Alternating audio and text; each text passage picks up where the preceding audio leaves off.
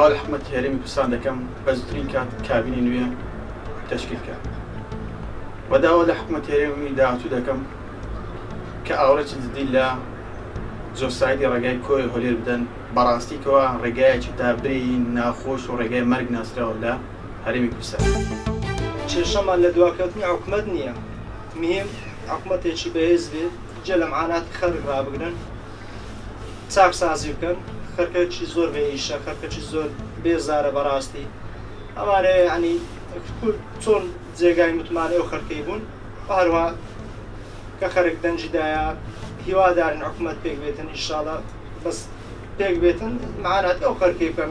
گەنجەشی زۆر بەڕاستی بێکار و بێئیشە، خەڵکی کە بەعام بێزارە، هیوادارین پێک بێت، مهم سەرکەوتوو بن. من وەکو گەنجێک ئاز دەکەم حکومەت زیاتر لە کابینەی نوێپەرە بە گەشەپێدانی گەنجان بداتنەوە زیاتر هەری کاری بۆ بەرەخسێنێت، چونکە گەنج زۆر بێکارە بەڕاستی، یعنی زۆر کاری نییە، زۆر بێکارن و زۆر بێئیشن، یعنی زیاتر کەتی تایبەت بە هیچ بخرێ بەگەر بخرێتەوە بۆ گەنجان بۆی هەری کاریان زیاتر بێت و توانای خۆیان تێدا بەکار بین و ژیانیان تێدا بەرجەستە بکەن و بەرەو پێش بڕۆن.